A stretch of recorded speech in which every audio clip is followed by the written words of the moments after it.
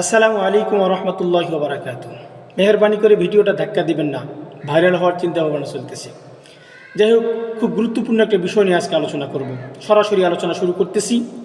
দেশে প্রচলিত আইন অনুযায়ী বৈবাহিক সম্পর্কে একজন প্রাপ্তবয়স্ক নারীর সঙ্গে দাম্পত্যের বন্ধনে আবদ্ধ হয়ে যাওয়া প্রাপ্তবয়স্ক পুরুষটিকে স্বামী বলে।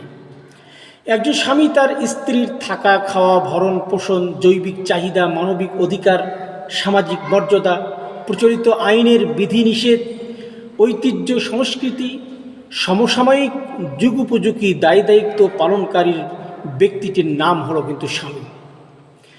ভালো স্বামী আর খারাপ স্বামী হিসেবে দুইভাবে প্রচলিত থাকলেও বর্তমান আমাদের সমাজে কিন্তু প্রায় 12 প্রকারের স্বামী বিরাজমান করতেছে।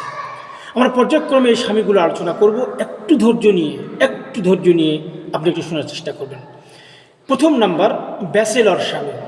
এরা কেতাদুরস্ত, মুখে সর্বদা মিষ্টি হাসি থাকে, নিজেকে ব্যাচেলর বলতে ভালোবাসে। বয়স যতই হোক না কেন, কেউ ব্যাচেলর বললে খুব খুশি হয়ে যায় ব্যাচেলর। স্ত্রীর চেয়ে বন্ধুদের সাথে বেশি আড্ডা দেয়, দাম্পত্য জীবন নিয়ে মোটেও সিরিয়াস নয়। এদের অনেক বান্ধবীও কিন্তু থাকে। নাম্বার 2, তপ্ত স্বামী।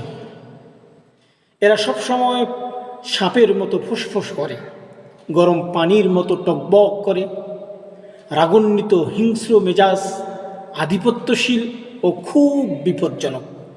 মধ্যরাত ছাড়া বইয়ের তেমন একটা প্রয়োজন অনুভব তারা করে না। গতি প্রকৃতি একেবারে সাইক্লোনের মতো অনিশ্চিত।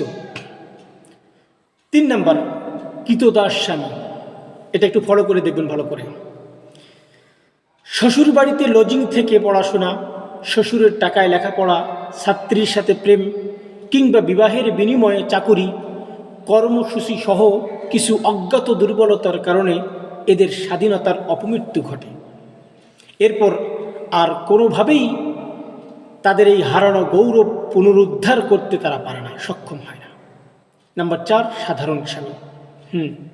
আসতেছি। এরা খুবই গতানুগতিক, আর 10টা স্বামীর মতোই সাধারণ, নীরবে সব সয়ে যায়। এরা জেনেই গেছে, বুঝেই গেছে যে পুরুষ হয়ে যেহেতু জন্মেছি, এতটুকু জ্বালা তো সহ্য করতেই হবে, তাই প্রতিবাদের ঝুঁকি এরা নেয় না।